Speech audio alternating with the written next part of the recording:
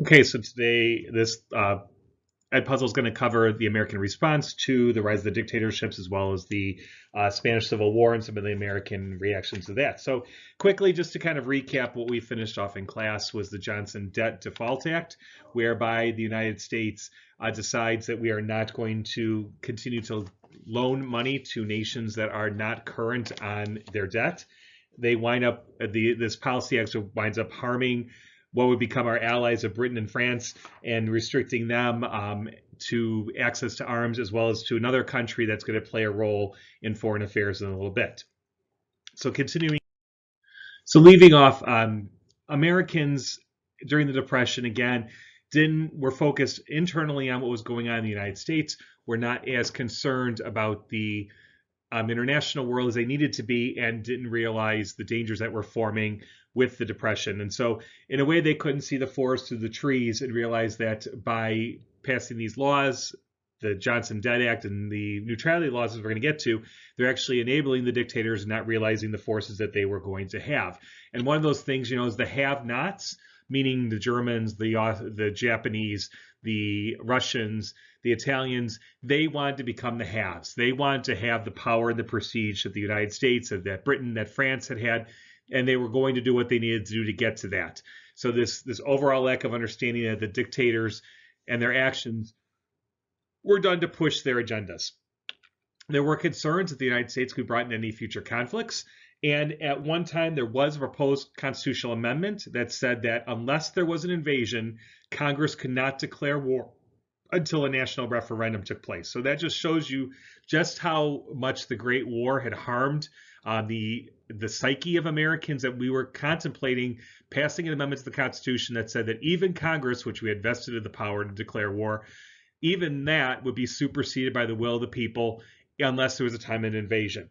And in 1936, there's another remarkable thing that happens on a college campus, and that's Princeton students tried to organize a group called the Veterans of Future Wars, the VFW, not the VFW that we have today, but the Veterans of Future Wars, to be paid their bonuses before their deaths.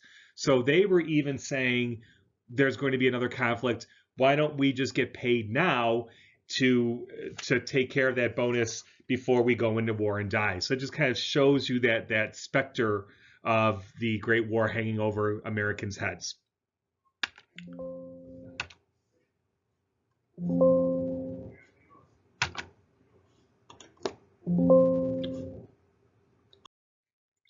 There's another situation going on in Congress. In 1934, Senator Garrett Nye, okay, most people will say Jared Nye, but it's actually a hard G, Garrett Nye.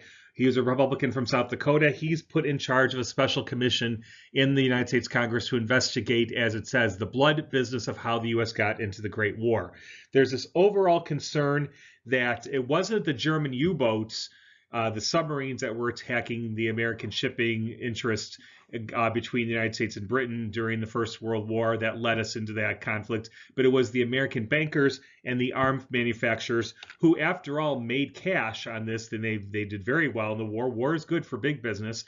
So these merchants, these arms dealers, they made significant amounts of money, and this shift is done to try to place the blame on them as to why the United States got in. It wasn't that we wanted to defend democracy as Wilson did. It was because we were driven by this obsessive need to make money from the bankers and the arms manufacturers. After other investigations, though, the Nye Committee found little to no evidence of actual manipulation by either group, either the bankers or the manufacturers, to bring the United States into the war. But overall, there's this cloud and there's this shadow that hangs over these industries going forward. So in response to that, Congress then also passes legislation to ensure that Americans will remain neutral in future wars. So again, that whole idea of we're not going to get involved in future wars. So there's a series of Neutrality Acts, the first one coming in 1935, which places a general embargo on trading arms with all parties involved in a conflict. And basically also said that Americans traveled on warring ships at their own risk. So the United States would not sell arms to either party, either the aggressor or the victim of a war. We said we're not going to sell arms to them. And if you're an American sailing on a foreign nation's vessels, you travel at your own risk. Don't come crying to Uncle Sam if things go wrong. The next year in 36, Another Neutrality Act is passed that renews the 1935 Act for 14 more months, so that places the embargo again and the ban on trade, but it also forbids all loans and credits to warring powers. What it did not do, though, is it did not apply to civil wars. So if a country, let's say Germany invaded France, the Neutrality Act would kick in because those are two nations fighting each other. But if there's a war that's dividing a country internally in a civil war situation, that loans or credits did not apply.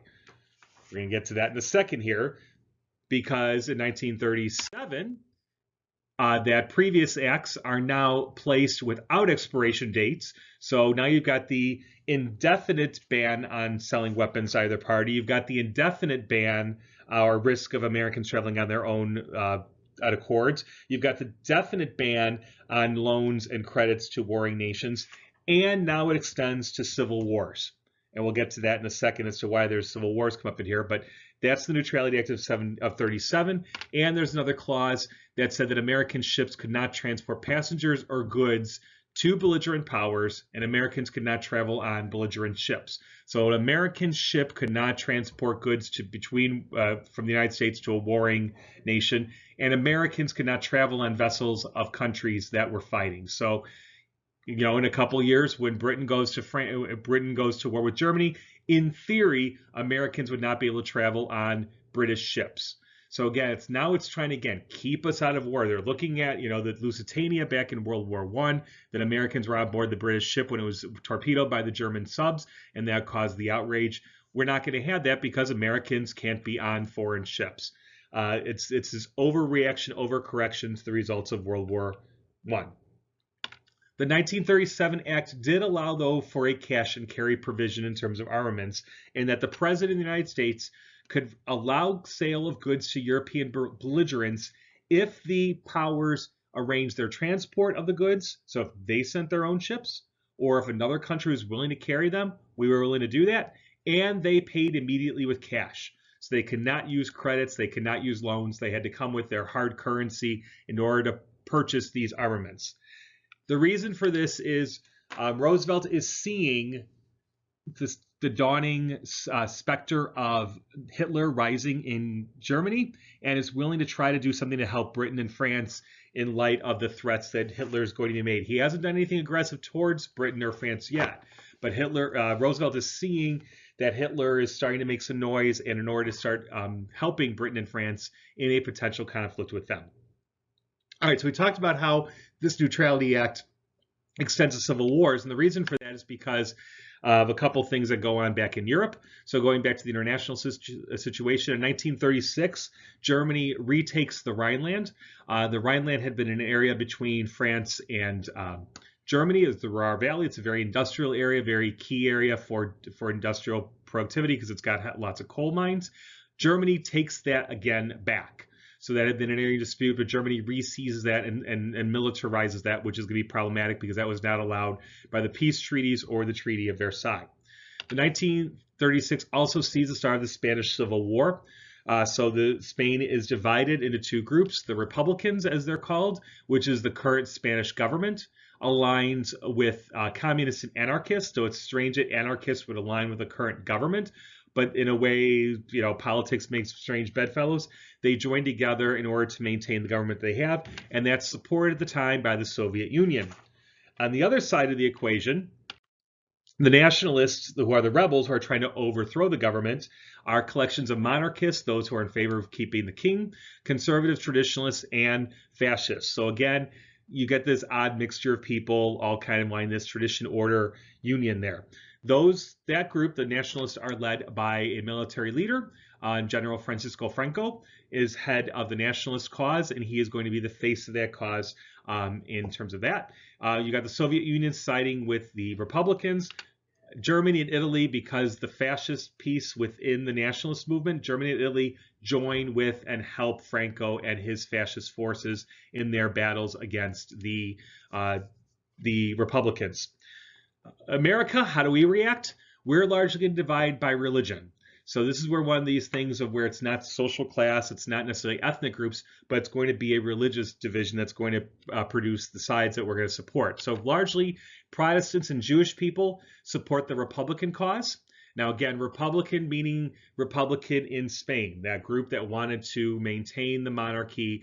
I'm sorry, not maintain the monarchy, but have that structure of the republic being there. The monarchy is with the nationalists. But the order and structure there, not the Republican government. And the reason why the Protestants and Jewish people stand up to that is because that's the existing government. You don't challenge existing governments and their authority. Catholics will side with the nationalists because largely Republican had persecuted Catholics in particular. So during the Spanish Civil War, there's extensive martyrdom done of religious orders, many priests, many nuns. There are Christian brothers who are executed and murdered and martyred during the Spanish Civil War because of the Republicans turning on them. Probably the most lasting symbol or lasting sign of the Spanish Civil War is Pablo Picasso's famous painting of Guernica.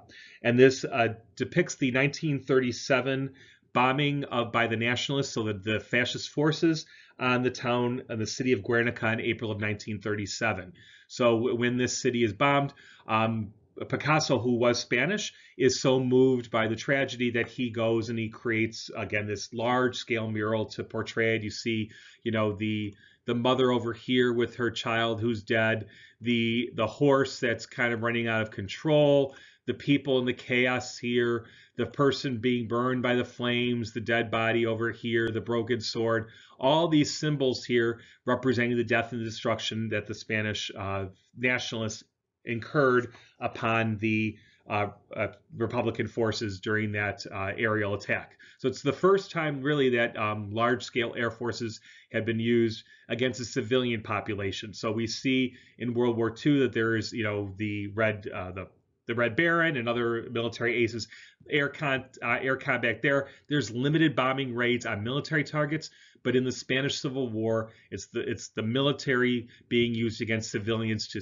explicitly cause terror and turmoil and destabilization in a war effort.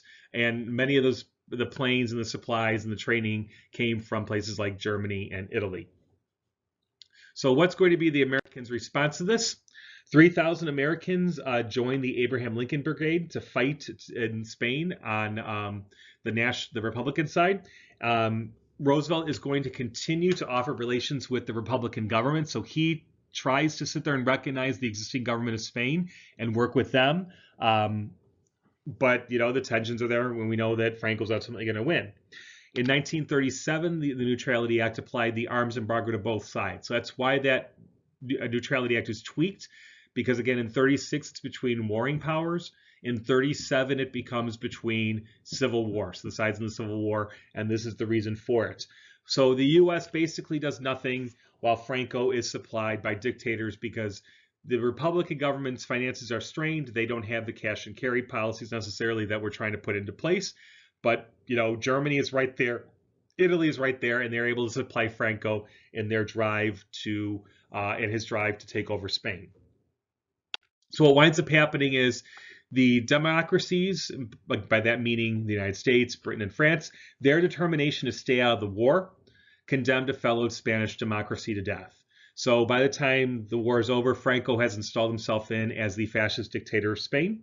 And again, this just gives more credence to Hitler, Mussolini, Stalin, the imperial forces around Hirohito, that they can act aggressively and there will be no response to the democracies and they can take land just as much as they want to. So overall, a consequence of this is that peace at any price has a cost. Again, we see this time and time again where we try to conciliate dictators. You can't always do that. Peace at any price does have a significant cost because America itself was declining to build their armed forces to deter aggression. Our armed forces are small at this time. We've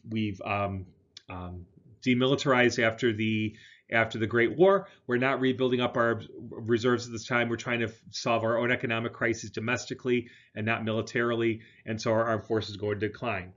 Same thing with the Navy. We're not going to be sending them abroad, so the naval forces are declining as well. And when Roosevelt does try to call for preparedness. So Roosevelt, as president, is getting notice of what's going on in Europe. He's getting notice of what's going on in Asia. He hears what's happening in foreign capitals, and he tries to warn the American people about trying to be prepared for future conflict. And what he winds up getting attacked is a warmonger. He's trying to, bring the United States back into war. All that Roosevelt wants to do is have war. And again, keep in mind the context here. Other nations are kind of gearing up for war. When you gear up for war, you give a large amount of power to the presidency. Again, that Hitler, that Mussolini's ghost is kind of not ghost, but their images are hanging over there as potentially Roosevelt can make himself into a dictator. 1938, the United States Congress does heed some of Roosevelt's requests, and they do pass $1 billion Naval Construction Act, but it kind of goes along with the story of too little, too late. So it's going to put us behind the 8 ball when the larger responses start happening in the coming years. And last little piece here, what goes on in 1937, the Chinese and the Japanese go to war in the Sino-Japanese War. Again, that's China versus Japan. And the stakes are because Japan had taken over Manchuria. China's going to want to push back, and there's conflict there. The reaction to that is Roosevelt did not invoke a Neutrality Act in this case. So Roosevelt chooses not to say that the Neutrality Act is in this case because it's not an officially declared war. China didn't really go and declare war on Japan. I'm sorry, Japan didn't officially declare war on China. That's how it went. Japan just expanded its military operations in Manchuria. So Roosevelt kind of found this legal loophole to say, well, it's not really an officially declared war, so therefore the Neutrality Act doesn't apply. Because of that, though, China was hurt because it was unable to buy U.S. arms. So, China's sitting there going, they want to buy arms, but they really can't buy arms because the cash and carry policy wasn't in place. Meanwhile, Japan was able to do so and able to do so from other places and expand its imperial reach. So again, we kind of think about what goes on in the larger diplomatic world stage today. When we talk about U.S.-Chinese relations, 1937 is not all that long ago.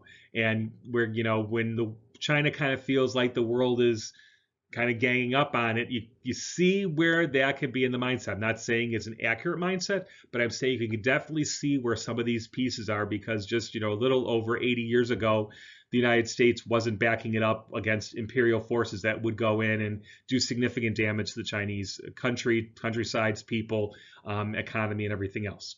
Okay, so that's where we're going to stop today. When we get back in class tomorrow, we will pick up on the next pieces here and get further into European issues. So have a good rest of your day.